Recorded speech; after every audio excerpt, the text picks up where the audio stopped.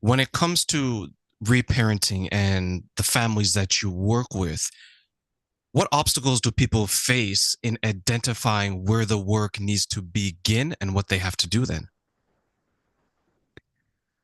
Well, when you're working with me, there's no question where it is because that's my specialty. Like I can literally just see the program where it is and where the root of the program is.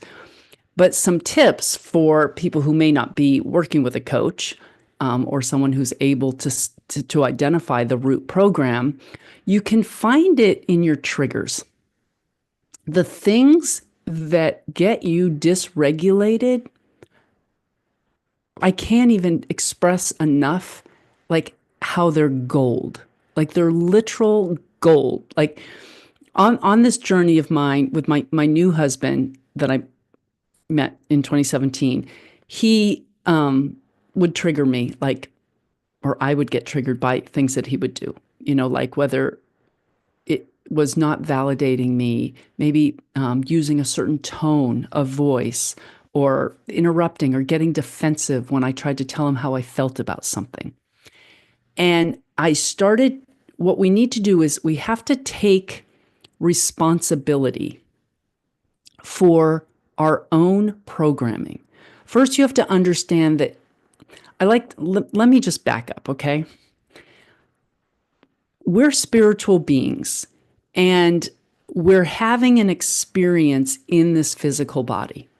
I like to call this body an avatar because it truly is like we're in a video game. It's a holographic video game. It's like we haven't even created any, we haven't created anything. Man can't create anything like this, right? It's a God created system, but it's a holographic video game. You're the writer of the program, you're the creator of the program. You're basically God in form. It's like God wanted to have an experience as absolutely everything and fractured himself into everything. God is everything. Every atom, every molecule is God's source energy. So whether it's a pen, this microphone, or this body, we're all made from that God source energy.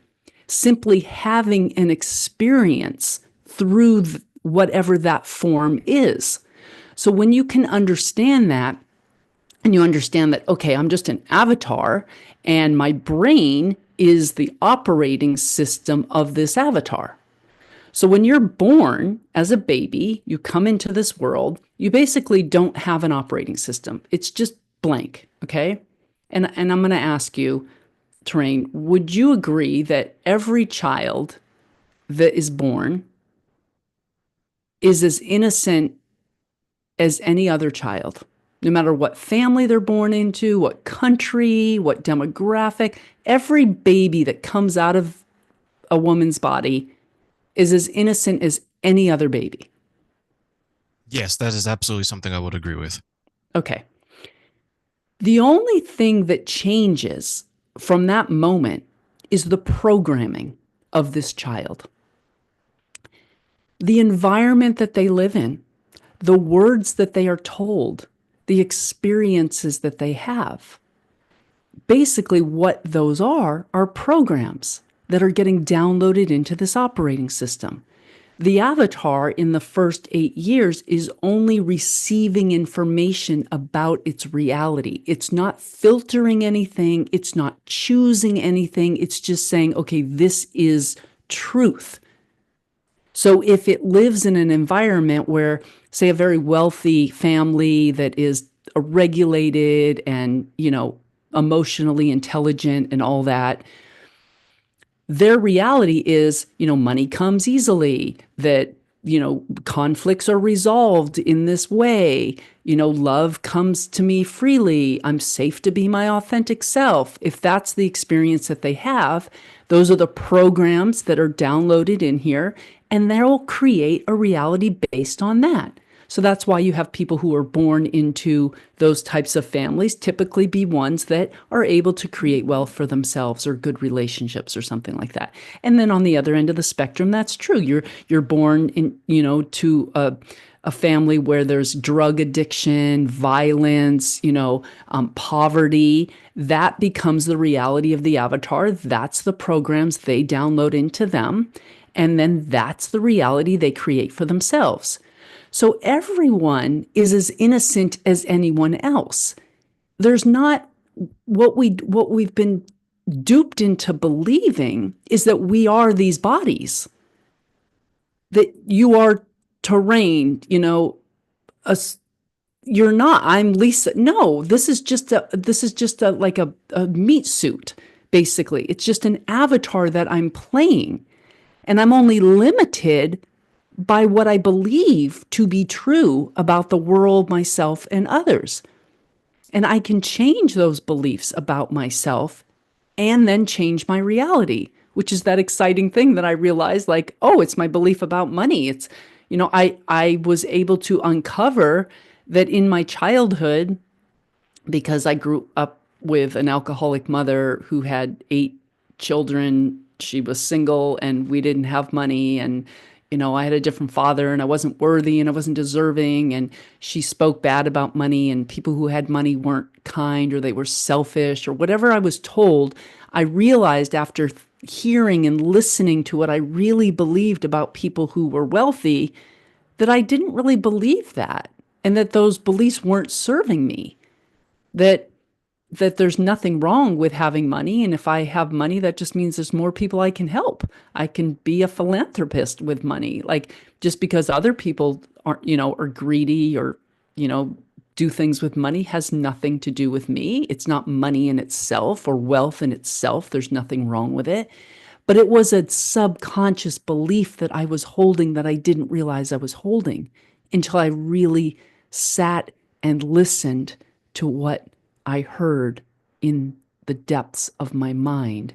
And it was my mother's words. It was my siblings. It was things that were said about people who were wealthy, or if I had certain experiences, how they downplayed them or made me out to be conceited or something like that. And so I just looked at all those things, and then you decide, what do I want to keep and what do I want to get rid of? And then you listen to your thoughts about things. You tune into how you feel about things. And then you just don't engage with the programs that try to get you to engage with them anymore. You just say, we don't believe that anymore. And you literally give it no energy, because everything is energy. Thoughts are energy. These programs are energy. If you don't entertain them, you don't engage with them, you don't feed them, they die off. So what you do is you start to pay attention to how you feel, and you start to pay attention to what you're thinking. And if something triggers you, like somebody isn't listening to you, say, for example, you're telling a story and they're on their phone and they're looking around, or maybe they don't validate you, and you feel yourself getting really pissed off, or really, it depends on who you are. Like, there's fight, flight, freeze, or fawn. You may get angry and say something. You may feel like a victim and just withdraw. You may start to fawn because you're like just trying to get them to give you attention. Like, you'll start loving them more. Maybe you'll just get up and leave. But you want to notice these things about yourself and stop blaming the outer environment. And what you want to start doing is seeing your outer environment as feedback, not the problem. Your outer environment is simply a reflection of the vibration and the frequency that you already hold. So it's only feedback in lag time. So if you can look at it like what I started to, so my husband would trigger me, however he would, not listen or something. And I would just sit with that. I'm like, okay, I'm I'm feeling like I would have to use my voice and say, okay, just stop for a minute. Like, I don't like that you're talking to me that way, or I need to go figure out how I'm feeling right now. And I would just say, I'm feeling triggered. I got to dip.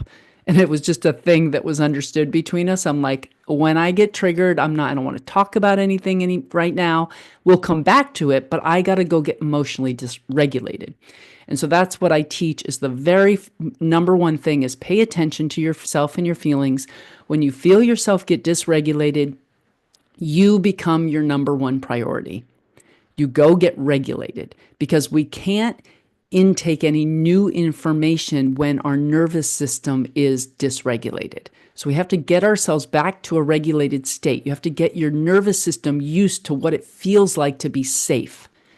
So I would just walk away, go take my time. Sometimes, honestly, it would take up to 3 days before I was actually able to process and understand what happened and why it really made me feel the way that it did.